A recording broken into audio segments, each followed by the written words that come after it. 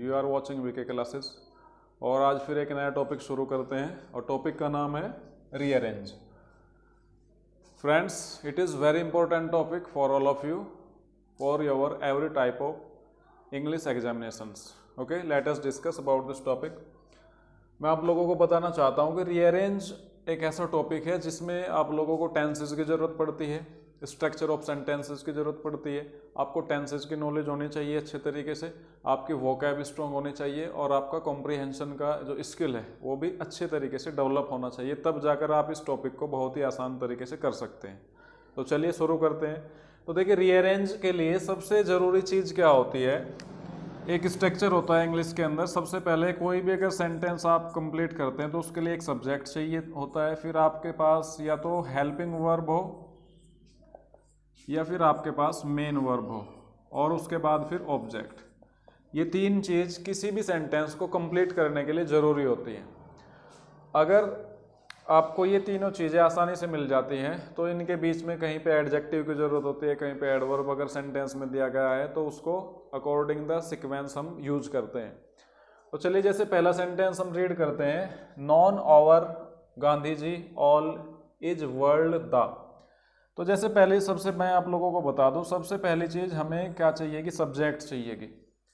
अब सब्जेक्ट क्या होता है? देखिए, सब्जेक्ट क्या होता है? सब्जेक्ट उस चीज़ को कहा जाता है जो वाक्य में कोई ना कोई काम करता है, यानी who works in a sentence is called the subject of the sentence. या फिर वाक्य में जिसके बारे में कोई बात कही जाए वो वाक्य का सब्जेक्ट कहलाता है।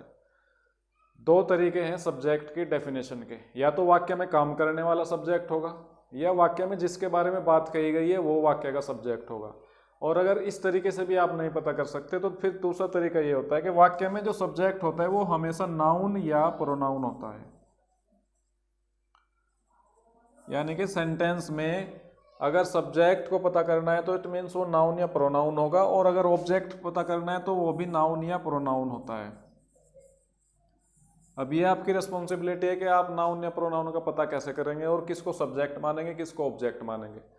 तो लेकिन जिसमें मुख्यतः किसी व्यक्ति, वस्तु या स्थान के बारे में बात की गई है उसे सब्जेक्ट कहा जाएगा, या अगर कोई सेंटेंस में काम कर रहा है उसे सेंटेंस का सब्जेक्ट कहा जाएगा। ठीक है, तो चलिए शुरू करते हैं। अब जैसे नॉन है, नॉन क्या है? वर्ब का थर्ड फॉर्म है, तो वर्ब क्या है?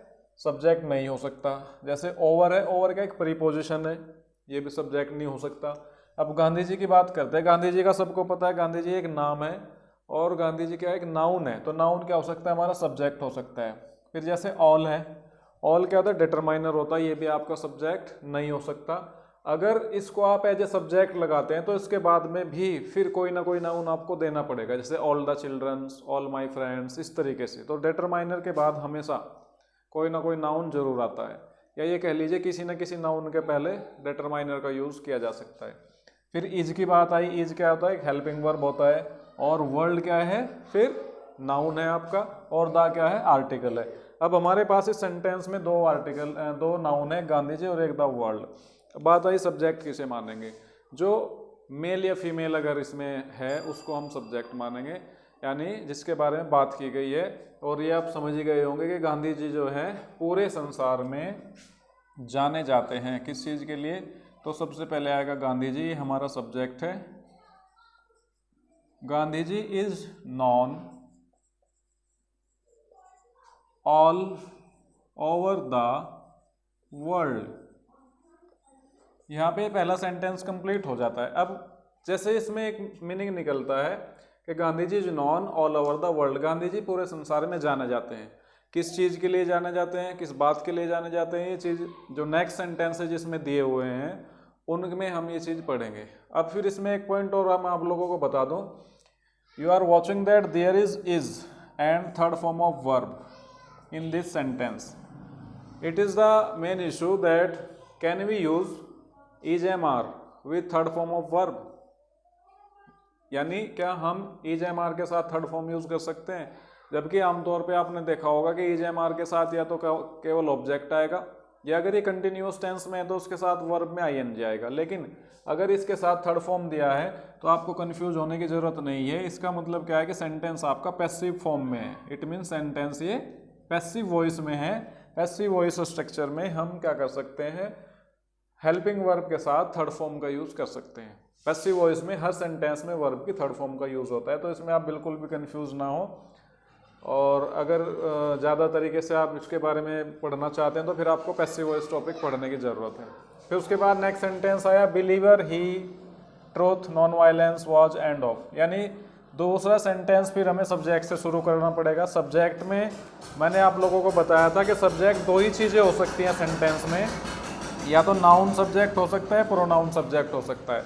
अब देखिए हमारे पास सीधी सी बात है, इसमें नाउन दे दिया गया, और चूंकि गांधी जी हमारे पहले सेंटेंस में नाउन है तो ही क्या है, प्रोनाउन, और ये गांधी जी के लिए आया है, तो हमें दूसरी लाइन में या तीसरी लाइन में कुछ सोचने की ज़्यादा ज़रूरत है नहीं। चूँकि प्रोनाउन क्या होता है, वह शब्द जो किसी नाउन या प्रोनाउन, जो किसी नाउन के लिए या नाउन के स्थान पर प्रयोग किया जाता है, तो यानी हमें दोबारा से गांधी जी की ज़रूरत नहीं है कि हम गांधी जी यूज करेंगे।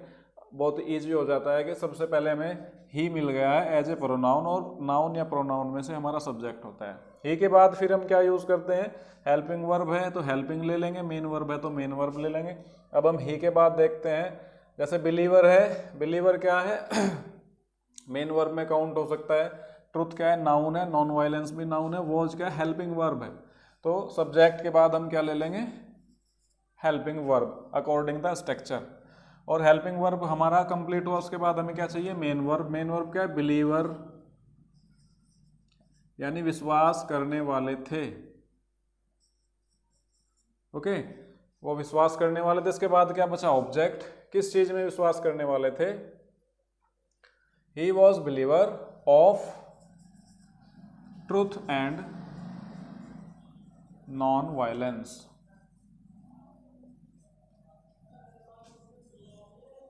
एंड इसमें क्या कनेक्टर के रूप में दिया है, और we can say that conjunction, दो शब्दों को, वाक्यांशों को, शब्द समूहों को जोड़ने वाला जो काम करेगा। जैसे ट्रूथ है नाउन है, नॉन वायलेंस भी नाउन है, इन दो नाउन्स को जोड़ने के लिए एंड जो है कनेक्टर के रूप में दे दिया, कंजक्शन के रूप में दे दिया। तो इस तरीके से हमारा सब्जेक्ट ही हुआ, was helping verb, main verb, और इसके बाद जो भी होता है वो आपका ऑब्जेक्ट होता है। इस तरीके से हम सेंटेंस को रीअरेंज करना सीखते हैं। फिर नेक्स्ट नंबर 3 की बात करते हैं, concerned the poor untouchable was and he. अब देखो सब्जेक्ट फिर वही नाउन या प्रोनाउन, नाउन हमें शुरू में ही मिल चुका था गांधी जी, और गांधी जी के लिए फिर हमेशा हर सेंटेंस में क्या आया है, ही आया है एज ए प्रोनाउन। और चूंकि जब सेंटेंस में एक नाउन को एक बार यूज कर लिया जाता है और उसके बाद जो अगले सेंटेंसेस होते हैं, कोई पैसेज हैं, उसमें उसका हमेशा प्रोनाउन ही यूज करते हैं, तो यहाँ भी हमें ज़्यादा दिमाग लगाने की ज़रूरत नहीं है। कोई नाउन है एक्स्ट्रा होता रहे, हम केवल नाउन गांधी जी के लिए ही का यूज़ करेंगे। अब ही के बाद जो है फिर वही प्रोसेस, सब्जेक्ट हमने सेलेक्ट कर लिया, हेल्पिंग वर्ब है तो हेल्पिंग वर्ब को पहले ले लेंगे। आप देख रहे होंगे कि हेल्पिंग वर्ब यहाँ भी वॉज दिया गया है आपको, तो यहाँ पे भी वॉज लेंगे। फिर हेल्पिंग वर्ब कंप्लीट हुआ, उसके बाद मेन वर्ब ले लेंगे। मेन वर्ब आप देख रहे होंगे कंसर्नेड दे दिया है, वो चिंतित रहते थे। ये भी सेंटेंस देखिए पैसिव फॉर्म में, ये भी पैसिव फॉर्म में था। तो ही वॉज कंसर्नेड, फॉर प्रीपोजिशन है, द पुअर एंड कनेक्टर है, कंजक्शन है, एंड अनटचेबल यानी कि जो गरीब लोग हैं और जो छुआछूत के शिकार लोग थे, उन लोगों के लिए जो गांधी जी थे वो हमेशा क्या करते थे, कंसर्नेड रहते थे, चिंतित रहते थे। तो ही सब्जेक्ट हुआ, was helping verb, concerned main verb, और जब इजम आर या वॉज वर्ब के साथ वर्ब का थर्ड फॉर्म दिया हो तो इसका मतलब है सेंटेंस पैसिव वॉइस में है, फॉर प्रीपोजिशन हुआ, और the poor and untouchable. Preposition क्या होता है, प्रीपोजिशन वह शब्द होता है जो किसी नाउन या प्रोनाउन के पहले प्रयोग होकर उस नाउन या प्रोनाउन का संबंध दूसरे नाउन या प्रोनाउन से दर्शाता है या वाक्य के अन्य शब्दों के साथ जोड़ता है। तो जैसे यहाँ पे भी ऑफ क्या है, प्रीपोजिशन है, ट्रुथ क्या है, नाउन है। तो प्रीपोजिशन क्या होता है, प्रीपोजिशन एक ऐसा शब्द होता है जो किसी नाउन या प्रोनाउन के पहले प्रयोग होकर उस नाउन या प्रोनाउन का संबंध वाक्य के अन्य शब्दों से जोड़ता है, या ये भी कह सकते हैं दूसरे नाउन या प्रोनाउन से जोड़ता है, ठीक है। तो he subject, was helping verb, concern main verb, for हो आपका प्रीपोजिशन, द पुअर नाउन है, एंड क्या कंजक्शन है, दो नाउन्स को उसने आपस में जोड़ा है, या एडजेक्टिव मान लीजिए द पुअर और अनटचेबल, ठीक है। तो इस तरीके से ये सेंटेंस भी आपका कंप्लीट हुआ। फिर सेंटेंस नंबर 4 के बारे में बात करते हैं। Downtrodden call use to Harijans he age. फिर सेम प्रोसीजर है, हमें सब्जेक्ट चाहिए, सब्जेक्ट गांधी जी के लिए फिर यहाँ पे ही दिया गया है हमें एज ए प्रोनाउन, तो फिर ही को ले लेंगे हम, ठीक है ना। ही के बाद हमें चेक करना है हेल्पिंग वर्ब। अब देखिए डाउन ट्रोडन क्या है, ये नाउन है, ये हेल्पिंग वर्ब नहीं है। कॉल क्या है, मेन वर्ब है। यूज टू क्या है, एक मॉडल है, यूज टू एक मॉडल है और मॉडल को हेल्पिंग वर्ब माना जाता है। और ये मॉडल आप पढ़े होंगे पास्ट इंडेफिनिट टेंस में हैबिट शो करने के लिए यूज किया जाता है। It is used in past tense in habitual sentences.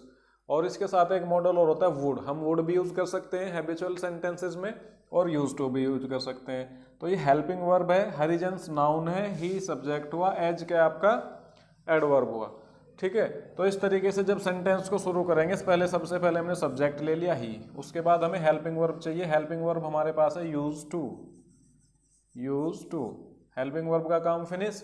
फिर हमें उसके बाद क्या चाहिए, मेन वर्ब। मेन वर्ब क्या है, कॉल, यानी वो पुकारा करते थे या बुलाया करते थे, किनको, डाउन ट्रोडन को, जो दबे कुचले लोग थे या जो निचली जातियों के लोग थे, उनको क्या बुलाया करते थे वो, एज हरिजन्स, एज हरिजन्स। तो इस तरीके से ये सेंटेंस भी आप लोगों का कंप्लीट हुआ। इट मीन्स ये सबसे इजी मेथड है इस टॉपिक को क्लियर करने का। यदि आप रीअरेंज को और भी आसान तरीके से सीखना चाहते हैं तो ये स्ट्रक्चर आपको फॉलो करना पड़ेगा। उसके लिए आपको पहले सब्जेक्ट का पता होना चाहिए, सब्जेक्ट वही नाउन या प्रोनाउन हो सकता है। फिर सेंटेंस में यदि हेल्पिंग वर्ब दिया है तो हेल्पिंग वर्ब लेंगे, मेन वर्ब दिया है तो मेन वर्ब लेंगे, और उसके बाद ऑब्जेक्ट। ऑब्जेक्ट भी आपका नाउन या प्रोनाउन होता है, ओके। तो आई होप कि आप लोगों को वीडियो समझ आया होगा। यदि आप चैनल को पहली बार देख रहे हैं तो प्लीज़ चैनल को सब्सक्राइब करिएगा, वीडियो को लाइक करिएगा, और फिर आज नेक्स्ट वीडियो में आप लोगों के लिए और अगली अच्छी एक्सरसाइज लेकर आऊँगा। आज की वीडियो में इतना ही, ओके, थैंक्स।